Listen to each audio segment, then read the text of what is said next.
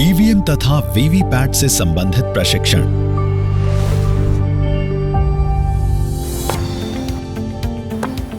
Mock poll slip पे mock poll slip का मुहर होना जरूरी है। अब इन पर्चियों को ब्लैक एनवेलप में डालकर पिंक पेपर सील से सील कर देते हैं।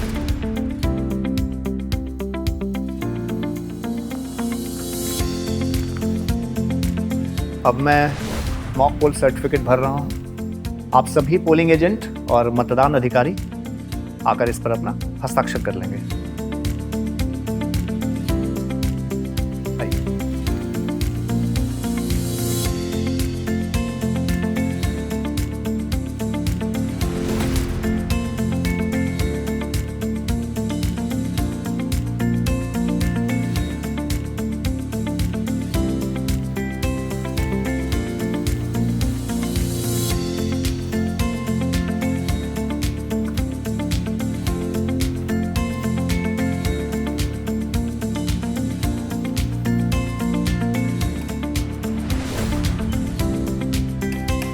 कंट्रोल यूनिट को स्विच ऑफ कर दिया गया है। इसके बाद green pepper seal, special tag एवं एड्रेस टैग की सहायता से सीयू के रिजर्व सेक्शन को सील कर देंगे।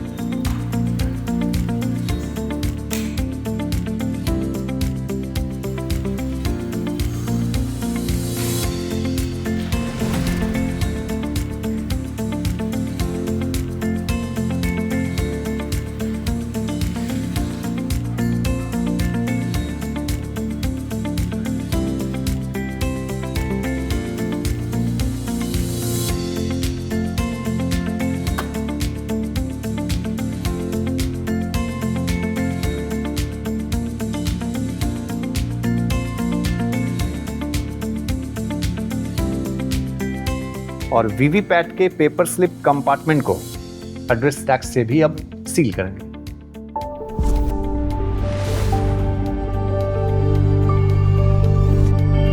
एक और जरूरी बात, मॉक पोल के दौरान यदि बीयू, सीयू या वीवीपैट में से कोई यूनिट काम नहीं कर रहा है तो हम सिर्फ उसी यूनिट को बदलेंगे। जैसे अगर बीयू काम नहीं कर रहा है तो सिर्फ बीयू बदला जाएगा, अगर सीयू काम नहीं कर रहा है तो हम सिर्फ सीयू को बदलेंगे, और अगर वीवीपैट काम नहीं कर रहा है तो हम सिर्फ वीवीपैट को ही बदलेंगे।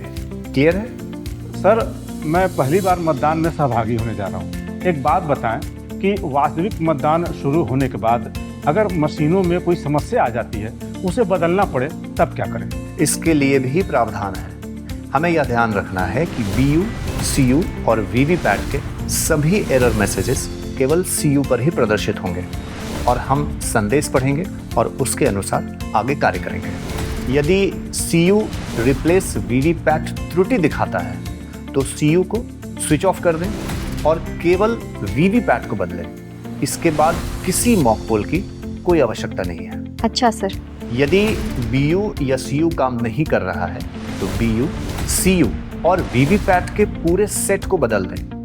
पूरे सेट को बदले जाने पर फिर से नोटा सहित प्रत्येक चुनाव लड़ने वाले अभ्यर्थियों को एक वोट देकर मॉक पोल आयोजित किया जाएगा। मॉक पोल प्रक्रिया का पालन करें, जिसमें सीयू से मॉक पोल वोट को क्लियर करना और मॉक पोल वीवीपैट पर्चियों को हटाना इत्यादि शामिल है। इसके बाद अलग से मॉक पोल सर्टिफिकेट भी बनाए जाएंगे।